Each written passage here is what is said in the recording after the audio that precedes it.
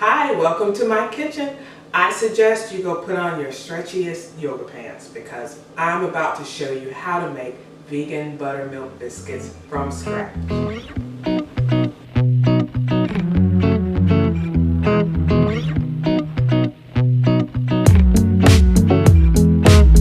For this biscuit recipe, you'll need 2 cups of all-purpose flour, 3/4 of a cup to a cup of milk, the juice of half a lemon, a tablespoon of baking powder, 8 tablespoons of vegan butter, a teaspoon of salt, and a tablespoon of sugar. So in order to make something similar to vegan buttermilk, we'll need the milk and half of a lemon. Put a strainer over your 3/4 of a cup to a cup of milk. Give it a squeeze. About a tablespoon or even 2 tablespoons of milk is fine. I'm using coconut milk.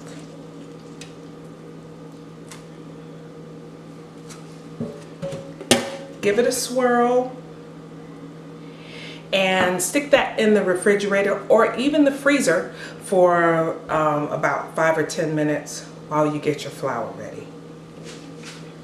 Let's prepare our flour mixture. So I've already measured out 2 cups of all-purpose flour into my bowl.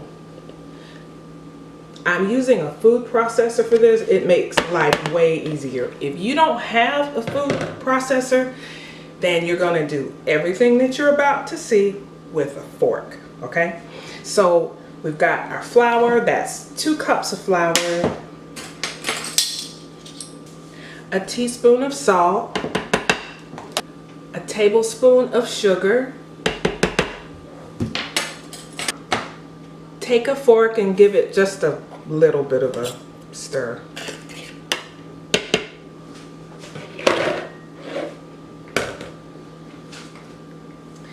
And now I have my 8 tablespoons of vegan butter. I put it in the freezer for the last 10 minutes or so because the key to good biscuits is keeping everything really cold. So if your butter is not quite cold enough, then pop it in the freezer for a few minutes.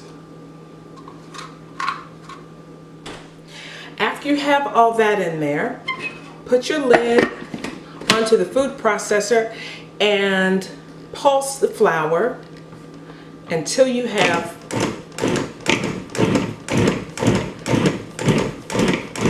the consistency of cornmeal.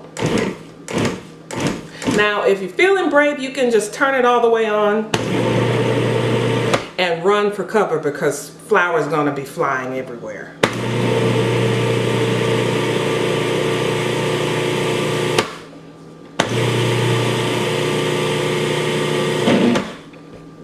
So as you can see, look at that. See? Looks a little bit like cornmeal. Dig around in there for a minute and see if you can find any clumps of butter that weren't blended up. If you do, then turn it on and pulse it a few more times. Biscuits. Pour the flour out of the food processor into a big bowl.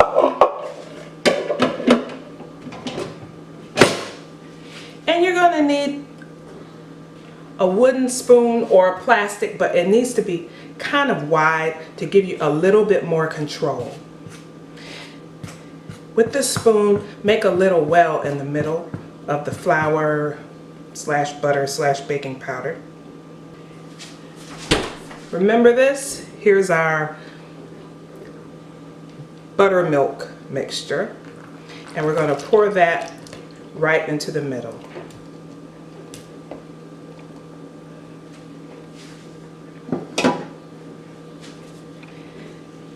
With your spoon, start to stir the milk and flour together very gently.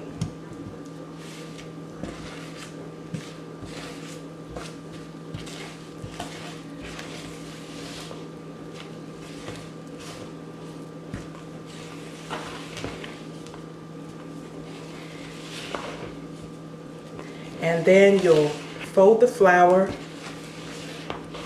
onto the mixture like that. You're incorporating the flour as gently as you can, because the less you work your flour, the fluffier your biscuits will be.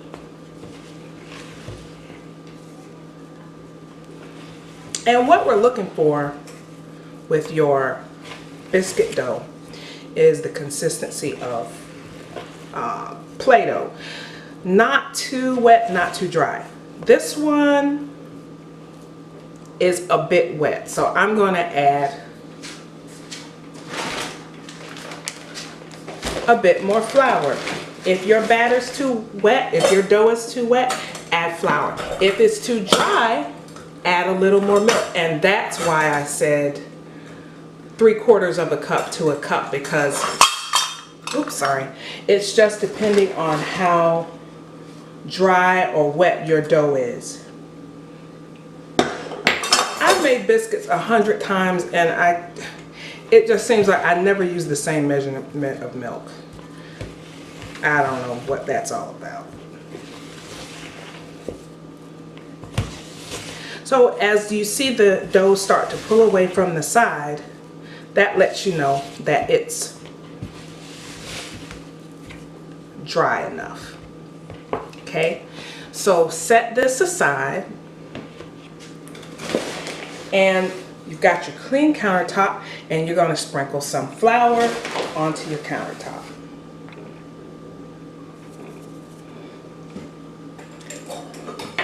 That's when you pull out this bad boy, your rolling pin. Okay, give it another sprinkle and kind of spread it out as good as you can. About the diameter of, I don't know, like a big old dinner plate or something. And pour your dough out onto that surface.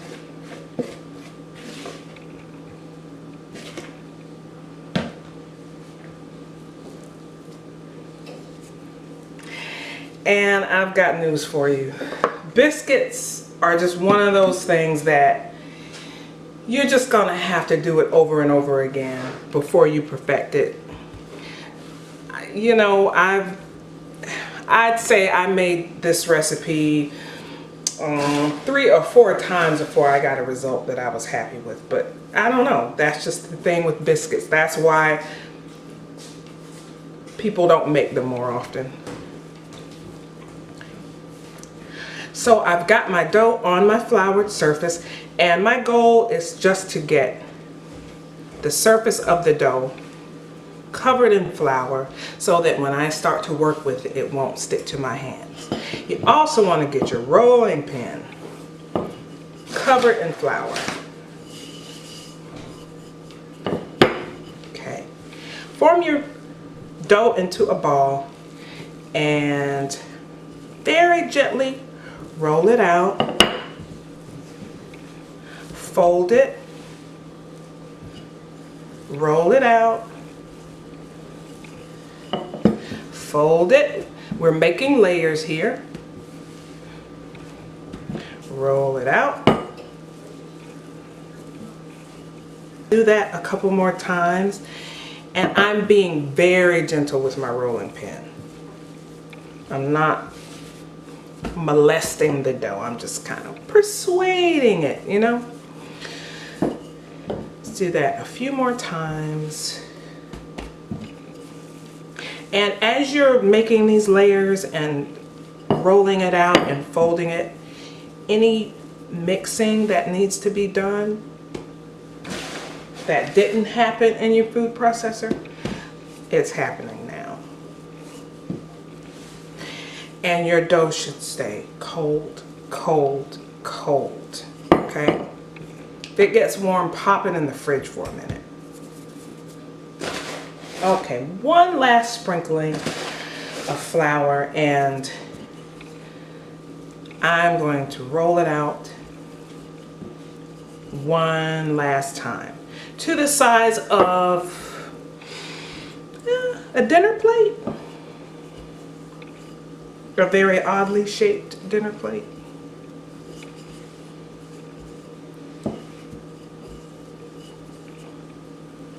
Again, I can't stress this enough. Be gentle. Just be gentle. Okay, so when you get it to about an inch thick, and of course this depends on how thick you like your biscuits.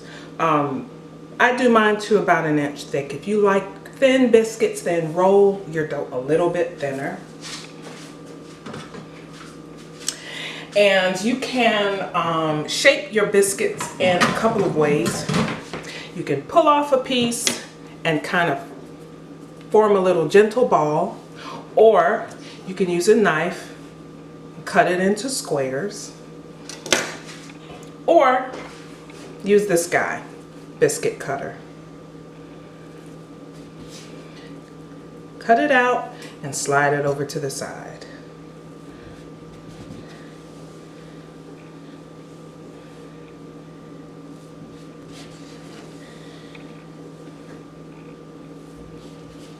Trying to get about 8 biscuits. If I make any fewer than that, then it's World War III at my house. So 8 allows us to each get a couple. Okay, so there's 1, 2, 3, 4, 5, 6. Use the remaining dough, clump it together in a little ball, give it a gentle squeeze, and roll it out. And these will make the rest of your biscuits.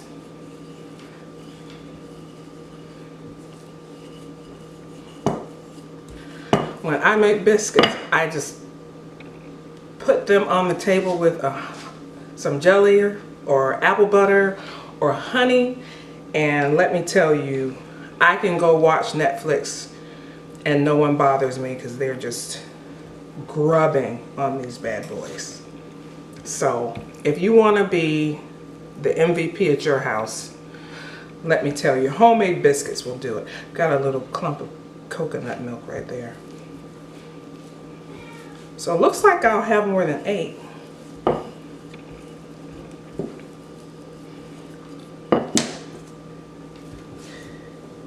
Yeah. And if you just don't, if you can't bear to throw away any dough, then just make a little gimpy biscuit like that. You'll be surprised. It turns out really tasty even though it looks like that. I always make my biscuits in a cast iron skillet. It just tastes good to me, but you can use a cookie sheet with parchment paper or a cookie sheet that you've oiled and floured. It's up to you. So put your biscuits all around, and it is totally okay if they touch.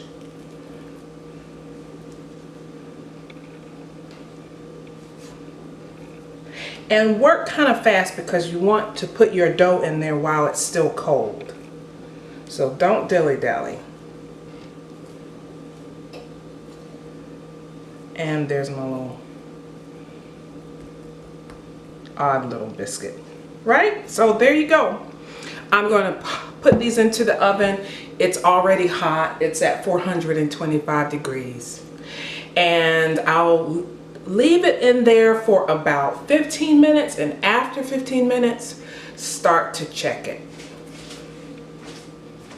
My kitchen's smelling good. I think the biscuits are ready. Let's take a look.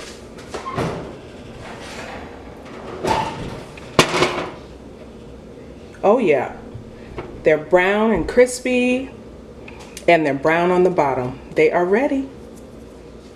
And here is the finished product. They're golden brown on the outside and the bottom, and they're flaky on the inside. See the layers I was telling you about? So if I were you, I'd get some jelly or apple butter. I'm going to eat them with tempeh sausage gravy, which I'll show you in another video. And that that's how you make vegan buttermilk biscuits. You know, a lot of people don't even attempt to make biscuits because they think it'll be too hard, but I hope I've shown you today that they really aren't that bad. It just takes a little care, a little bit of practice. There's no substitute for practice, but it's totally worth it. You can never go wrong with homemade biscuits. So if you get the chance to make this recipe, let me know how it turns out